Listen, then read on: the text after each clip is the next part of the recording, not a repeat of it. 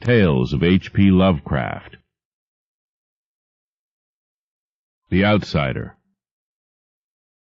That night the Baron dreamt of many a woe, and all his warrior guests, with shade and form of witch and demon and large coffin worm, were long benightmared. John Keats. Unhappy is he to whom the memories of childhood bring only fear and sadness. Wretched is he who looks back upon lone hours in vast and dismal chambers with brown hangings and maddening rows of antique books, or upon odd watches in twilight groves of grotesque, gigantic, and vine-encumbered trees that silently wave twisted branches far aloft. Such a lot the gods gave to me the dazed, the disappointed, the barren, the broken, and yet I am strangely content, and cling desperately to those sear memories when my mind momentarily threatens to reach beyond, to the other. I know not where I was born, save that the castle was infinitely old and infinitely horrible, full of dark passages and having high ceilings where the eye could find only cobwebs and shadows. The stones in the crumbling corridors seemed always hideously damp, and there was an accursed smell everywhere, as of the piled-up corpses of dead generations. It was never light, so that I used sometimes to light candles and gaze steadily at them for relief.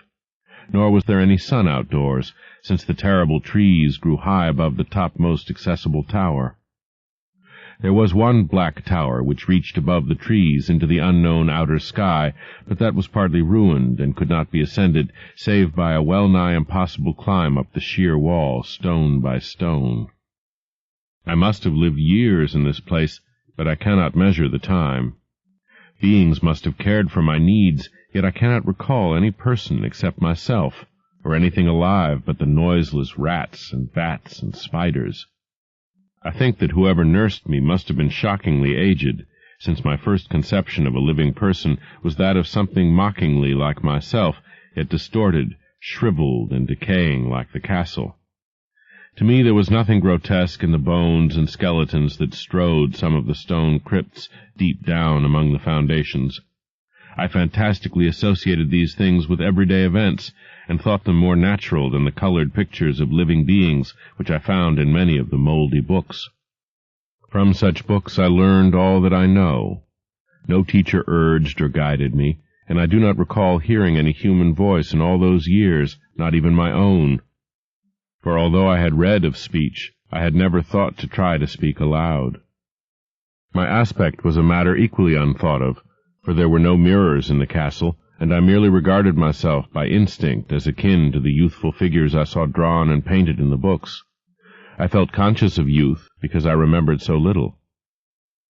Outside, across the putrid moat and under the dark mute trees, I would often lie and dream for hours about what I read in the books, and would longingly picture myself amidst gay crowds in the sunny world beyond the endless forest.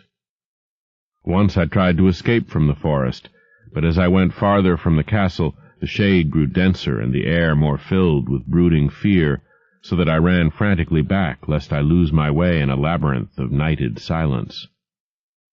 So through endless twilights I dreamed and waited, though I knew not what I waited for. Then in the shadowy solitude my longing for light grew so frantic that I could rest no more, and I lifted entreating hands to the single black-ruined tower that reached above the forest into the unknown outer sky, and at last I resolved to scale that tower, fall though I might, since it were better to glimpse the sky and perish than to live without ever beholding day.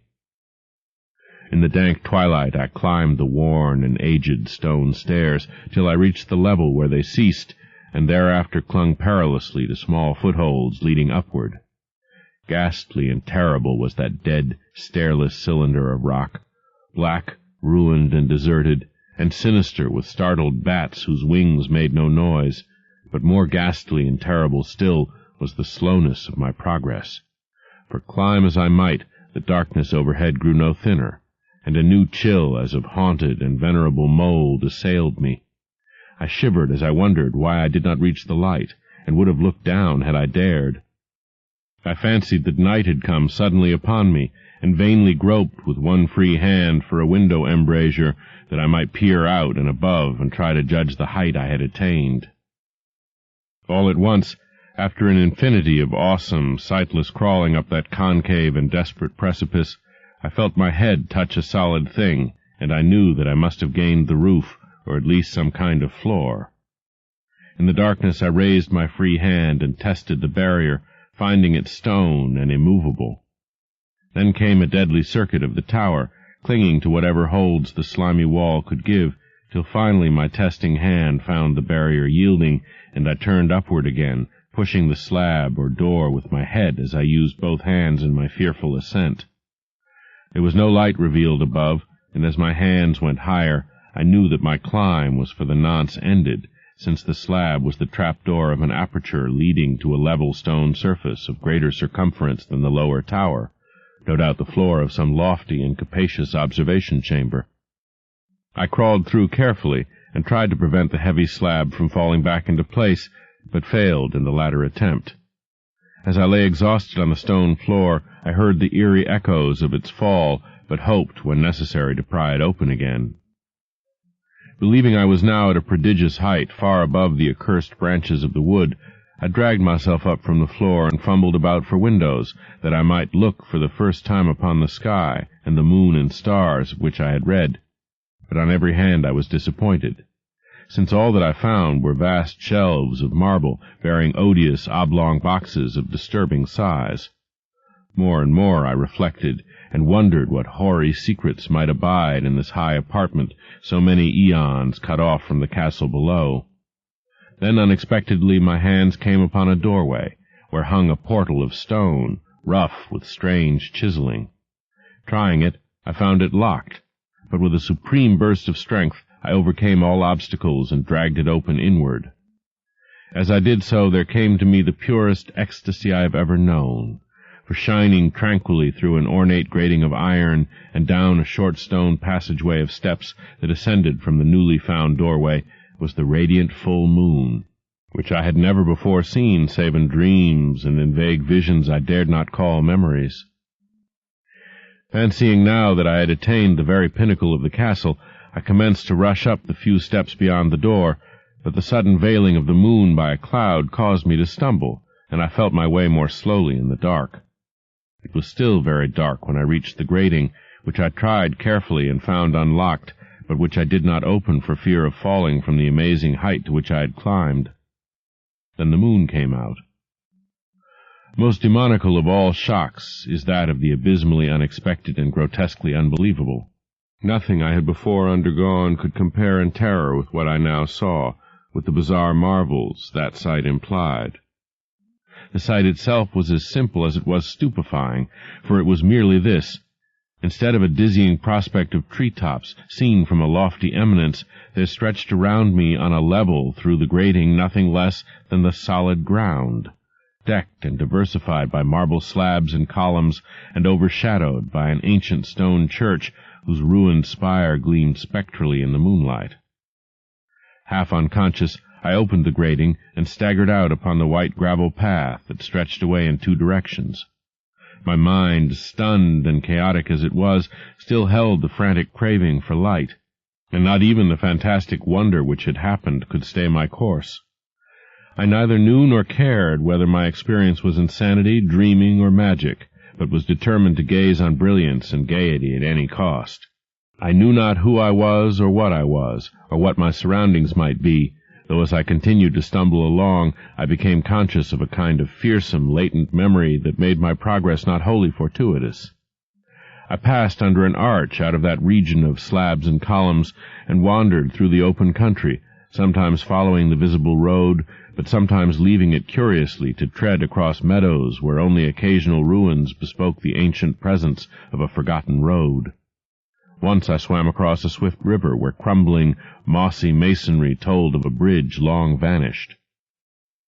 Over 2 hours must have passed before I reached what seemed to be my goal, a venerable, ivied castle in a thickly wooded park, maddeningly familiar, yet full of perplexing strangeness to me. I saw that the moat was filled in, and that some of the well-known towers were demolished, whilst new wings existed to confuse the beholder. But what I observed with chief interest and delight were the open windows, gorgeously ablaze with light and sending forth sound of the gayest revelry. Advancing to one of these, I looked in and saw an oddly dressed company indeed, making merry and speaking brightly to one another. I had never seemingly heard human speech before, and could guess only vaguely what was said. Some of the faces seemed to hold expressions that brought up incredibly remote recollections. Others were utterly alien. I now stepped through the low window into the brilliantly lighted room, stepping as I did so from my single bright moment of hope to my blackest convulsion of despair and realization.